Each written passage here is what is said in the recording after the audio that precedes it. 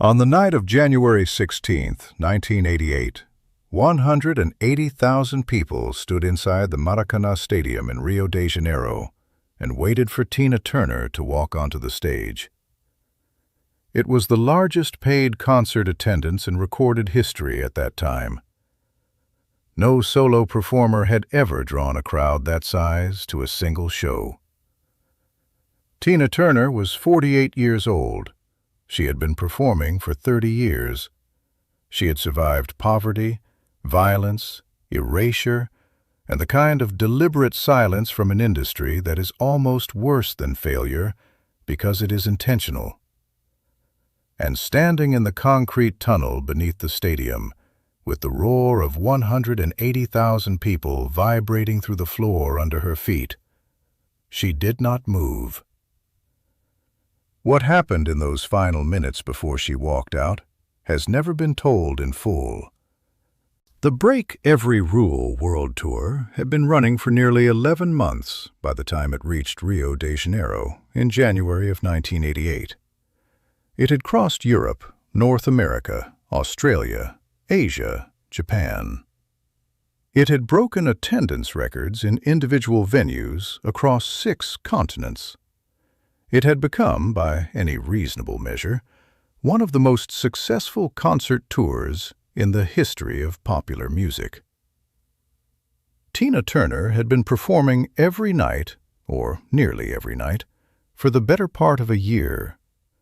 She was 48 years old, and she was doing what most performers a decade younger could not sustain. The Rio show had been added to the itinerary late. Brazil was a market the tour had not originally scheduled. When the promoters presented the numbers, the interest, the demand, the scale of what was possible, Roger Davies had looked at them carefully and then made a call.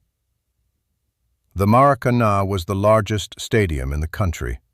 It had been built for football, for the sport that Brazil treated with the collective seriousness most countries reserve for something sacred. It held, depending on configuration, somewhere between 150,000 and 200,000 people. The show sold out. Not partially, not nearly.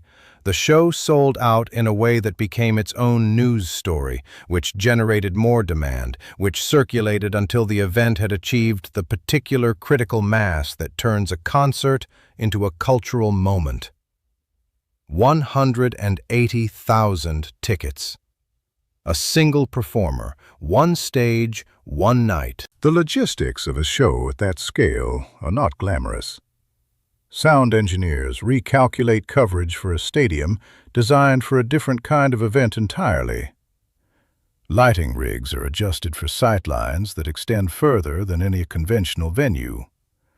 The stage becomes an island in the center of a sea of people so large that the far edges of the crowd are barely visible from the front.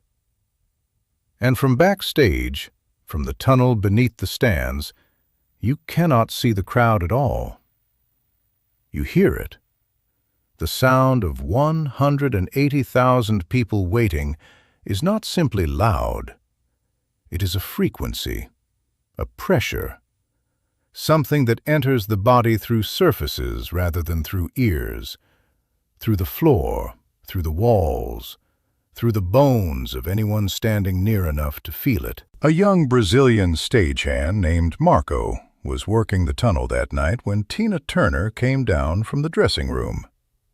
He had worked large events before: football matches, carnival productions, political rallies. He was not someone who was easily impressed by a spectacle, but he described what he saw that night to someone who asked years later as the strangest and most specific thing he had witnessed in 3 years of working major productions. She was completely ready.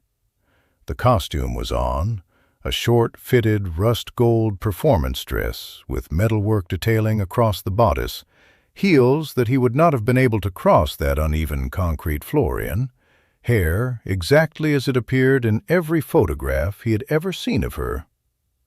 She looked, he said, like she was already performing. But she had stopped. She was standing in the tunnel with one hand pressed flat against the concrete wall and her eyes closed. Not in distress, not in the way that someone freezes from fear. More like someone tuning a very precise instrument. Like she was listening to something that the rest of them could not quite hear yet. Marco did not approach her. No one in the tunnel approached her. There is a quality that certain performers carry in the minutes before they walk out that communicates, without words and without hostility, that the space around them is necessary and should not be entered. Tina Turner had this quality at a level Marco had not encountered before or since. She stood there for approximately 4 minutes. Then she opened her eyes. She took her hand off the wall. She looked down the tunnel toward the stage entrance. And she laughed. Not the performance laugh, not the version she deployed on stage when she was working a crowd of 18,000. Something shorter, something private. The laugh of someone who has just found the situation genuinely, irreducibly absurd in the best possible way, as though something inside her had said 180,000 people, and another part of her had answered, "Of course it is. Of course it is exactly that." She walked toward the stage entrance. The roar when she appeared was not a sound that can be described accurately in language. Marco, watching from the tunnel entrance, said later that the volume was not what stayed with him. What stayed with him was watching her walk into it. Not adjusting to it, not bracing against it. Walking into it the way you walk into a room you have been preparing to enter your entire life. What followed was a performance that the people who were there, some of them, still describe with a particular quality of disbelief. Not because of any single moment, but because of the sustained attention she gave to a space so large that the individuals in the upper reaches of the stadium could not have seen her face. She performed as though she could see them anyway. She performed for 180,000 people the way she had always performed, as though each person was the reason she had come and the only one she was singing to. The record was confirmed in the days that followed. Largest paid solo concert attendance in history. The number moved through the music press and the general press and eventually settled into the permanent record, the kind of fact that gets placed in the first paragraph of a biography and stays there. Tina Turner, in the interviews that followed, was characteristically specific about what she remembered. She talked about Brazil.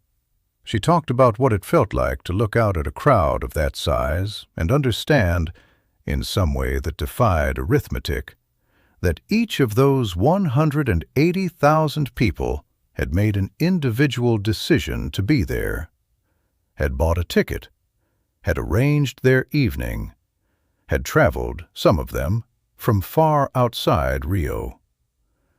She understood the crowd not as a number, but as a collection of individual acts of decision. And she felt, she said, responsible to each one of them individually. She did not talk about the tunnel. She did not talk about the 4 minutes with her hand pressed against the concrete wall, or the laugh, or whatever private calculation she completed in that time. Some things belong entirely to the performer, the preparation, the gathering. Whatever private process converts a human being standing in a tunnel beneath a stadium into the person who walks out in front of 180,000 and makes it look like the most natural thing in the world. Tina Turner's version of that process was entirely her own. But what Marco described, the stillness, the closed eyes, the hand flat against the rough concrete, and then the laugh, suggests something specific about what it means to face something enormous and decide, in private and without any audience at all, that you are equal to it. Not because you have no doubt, not because the scale does not register, but because something in you, assembled from 30 years of stages and survival, and the particular education that only sustained experience provides, understands that the doubt is not the final word. The laugh is. Tina Turner was 48 years old on the night she stood before the largest concert audience in the history of recorded performance. She had been told at various points in that career that she was too old, that the moment had passed, that what she had been was more commercially relevant than what she might yet become. She had been told these things by an industry that measures time in commercial cycles and has limited patience for any artist who refuses to follow the expected arc toward graceful decline. 180,000 people in Rio de Janeiro offered a different assessment. The legacy of that night lives in the record. But more than the record, it lives in what the record demonstrates, what it says about the relationship between time and possibility, about what happens to a career when the person at the center of it refuses, persistently and without apology, to accept the terms that other people have established for it. At 44, she had come back from silence and built a second act that no one in the industry had predicted. At 48, she had broken history. The industry that had moved on from her had no framework for that. There were no terms. There was only the number, 180,000. One stage. One woman who laughed in a tunnel and then walked out to claim what was waiting for her. If this story moved something in you, share it today with someone who needs to be reminded that the timeline is not as fixed as they have been told. Subscribe to this channel. Leave a comment. What moment in Tina Turner's career means the most to you? We tell these stories because they deserve to be told. We'll see you in the next one.